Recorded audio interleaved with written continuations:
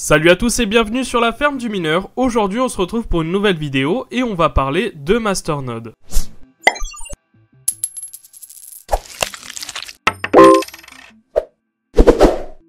Alors vous connaissez sûrement tous le fonctionnement d'une blockchain sur les crypto-monnaies.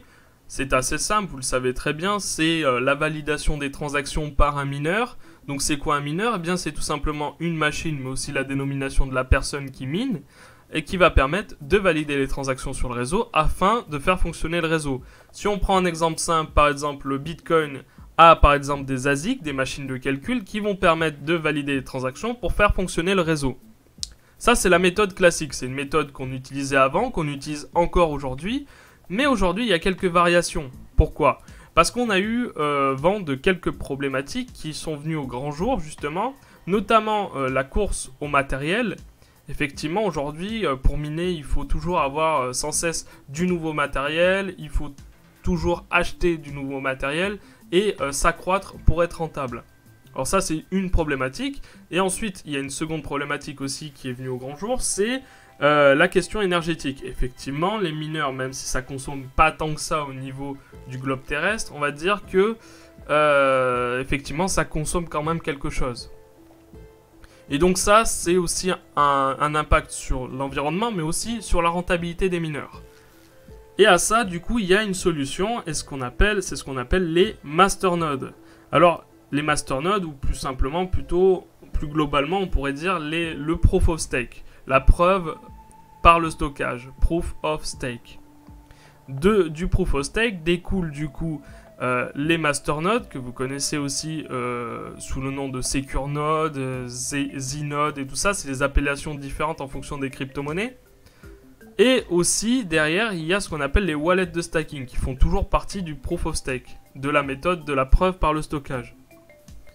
Et donc, pour dire ce qu'est un masternode, c'est tout simplement en fait un serveur que vous allez configurer à distance, qui va valider des transactions, non plus de la manière classique avec un mineur, avec de la puissance de calcul immense pour pouvoir valider, mais d'une autre manière, c'est-à-dire que vous n'allez plus valider les transactions en cherchant forcément avec une puissance de calcul brute, mais plutôt par la preuve de stockage, donc par les coins que vous allez laisser sur le masternode. Alors pas forcément dessus, par exemple sur Horizen, vous savez très bien que vous ne laissez pas de coins sur le VPS.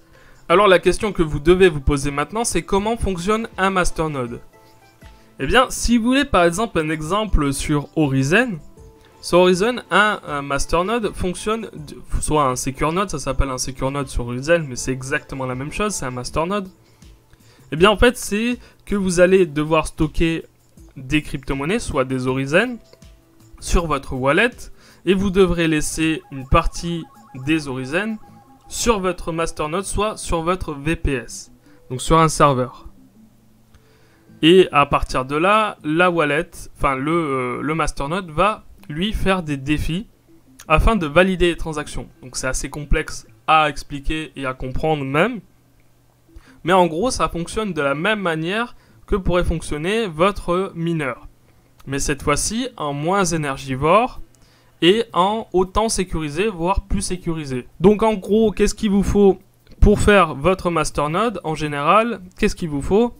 Eh bien, il va vous falloir un serveur VPS avec une connexion stable.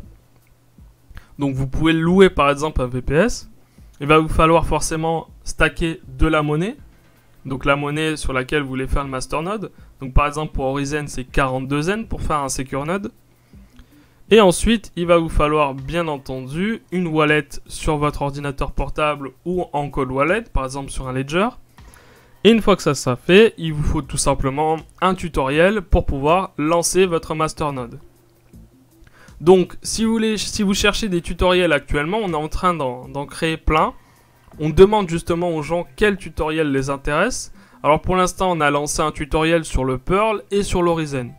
Alors l'Horizen, si vous arrivez à le faire, tout le reste vous paraîtra très simple parce que l'Horizen, c'est vraiment l'un des masternodes les plus difficiles à configurer. Et pour parler rapidement du coup de ce qu'est une wallet de stacking, eh bien, vous connaissez déjà sûrement ce que c'est tout simplement le fait de laisser sur une wallet une somme déterminée, prédéterminée de coins.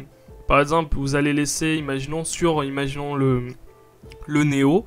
Le Néo, c'est un peu ça, c'est un peu ce que vous allez faire, c'est que vous allez être récompensé pour avoir laissé des coins sur votre wallet. Donc maintenant, on va s'intéresser à comment trouver notre masternode, à trouver un masternode qui nous intéresse. Alors pour ça, il y a deux sites, il y a Masternode Online, mais il y a aussi Masternode Pro. Alors pourquoi j'utilise les deux sites? Eh bien tout simplement parce qu'il y a des coins qui sont sur l'un et qui ne sont pas sur l'autre. Vous voyez qu'un Dash vaut 161 €. Vous voyez que le volume du Masternode Dash, des Masternode Dash plutôt, est de 193 millions. Et vous voyez que ça représente une part importante par rapport à la totalité des coins en circulation, soit le volume total. Donc vous voyez quand même qu'il y a un gros pourcentage qui est stacké. C'est important pour la compréhension surtout de l'évolution du cours de la monnaie. Parce que comme vous le savez, si une grosse partie de la monnaie est stackée, bien forcément le prix est beaucoup plus stable. Ensuite, le ROI de 6,95%. Alors certes, c'est pas énorme, mais sur la totalité du masternode, ça fait quand même une sacrée somme. Donc actuellement, il y a 4867 nodes en circulation pour le Dash.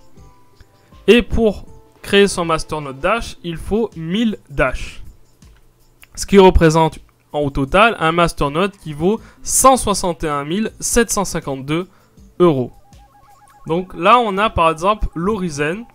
Donc pour l'Orizen, on voit qu'un Orizen, ça vaut 14,27 €. Qu'il y a une augmentation de 0,63%. Qu'au total, le nombre d'Orizen stackés représente 487 732 €.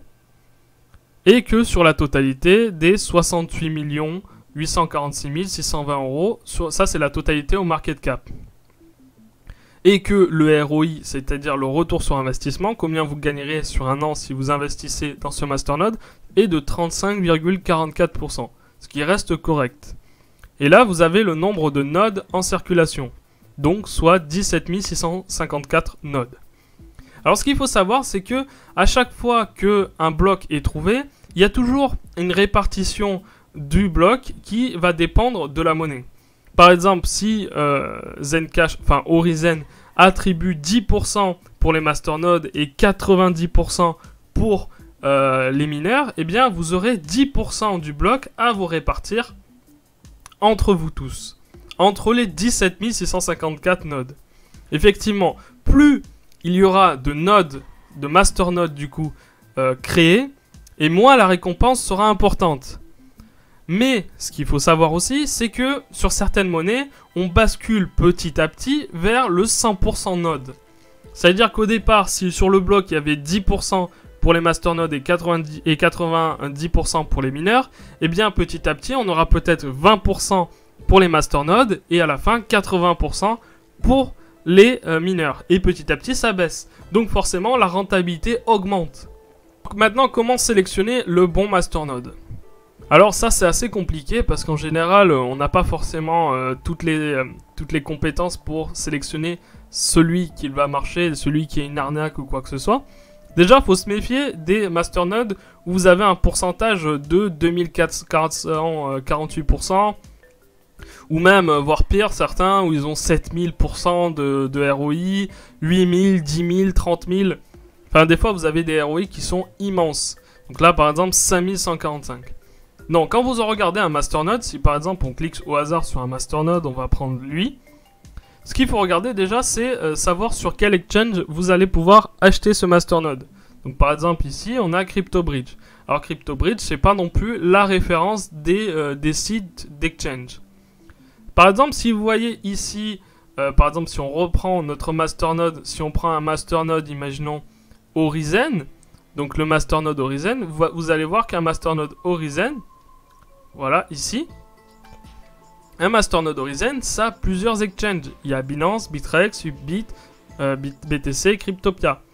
Plus vous aurez d'exchanges et plus forcément la crédibilité du projet sera là, vous voyez. Par exemple, si vous avez Binance, là, vous êtes certain que le projet est normalement sûr, parce que Binance ou Bittrex, par exemple, ont des difficultés à accepter les shitcoins. Ensuite, ce qu'il vous faut regarder aussi, c'est la rentabilité, bien sûr, le ROI. Le volume, bien entendu, vous regardez le volume total par rapport au cours de la monnaie. Le volume ici qui est alloué au masternode par rapport au volume total, c'est-à-dire de toutes les crypto-monnaies en circulation. Ça, c'est important de le regarder. Après, il faut regarder aussi une autre chose, c'est la documentation qu'ils vous laissent. Effectivement, s'il n'y a pas de documentation pour les masternodes et qu'ils vous disent tout simplement bah les gars, tout ce que vous devez faire maintenant, c'est acheter directement notre masternode sur notre site, eh bien, commencez à vous méfier. Il y a certains masternodes, par exemple, qui vont juste vous dire voilà, notre masternode est disponible, vous pouvez envoyer le paiement et on vous enverra le node. Préférez toujours faire le masternode vous-même. Par exemple, j'avais sélectionné une autre monnaie, donc je ne sais pas ce qu'elle vaut réellement, qui coûte par exemple celle-là, le Logiscoin. Alors vous voyez qu'il y a déjà Cryptopia, CoinExchange, CryptoBridge, Xcode et BitExBay. Je ne sais pas ce que ça vaut réellement. Mais je vais m'intéresser maintenant à savoir du coup si cette monnaie a déjà une doc pour pouvoir faire son propre masternode. Donc je vais sur le site et je vois déjà que je peux acheter un masternode complet pour un BTC. Bon, ça déjà c'est assez problématique parce que pour moi j'aimerais bien le faire moi-même. Donc je vais par exemple sur GitHub et sur GitHub je tombe sur une doc. Le problème de la doc c'est qu'elle est assez légère en fait. Si vous voulez vous avez une doc mais ils vous disent à peu près juste balancer le VPS et puis ensuite envoyer 1000 Logiscoin, blablabla. Donc ça a l'air assez simple. Le problème c'est que derrière vous n'êtes pas sûr d'avoir un suivi. Il est important de regarder s'il y a une bonne doc pour savoir surtout si derrière il y a un support réactif. Imaginons que vous ayez un problème avec votre masternode, si personne ne peut vous aider, eh bien ça va être vraiment difficile de trouver de l'aide sur d'autres sites. Donc il est important de trouver un bon support derrière un masternode. Voilà, si vous voulez en savoir plus sur les masternodes, n'hésitez pas à venir sur Discord et à nous poser des questions, on sera heureux d'y répondre. J'espère que cette vidéo vous aura un peu aiguillé sur ce qu'était un masternode ou en général le proof of stake. Donc je vous mettrai les deux sites dans la description pour que vous analysiez vous-même les bons masternodes. Par exemple ça sera Masternode Online et masternode.pro. Et si vous avez aimé la vidéo, n'hésitez pas à nous laisser un like. Voilà, à bientôt.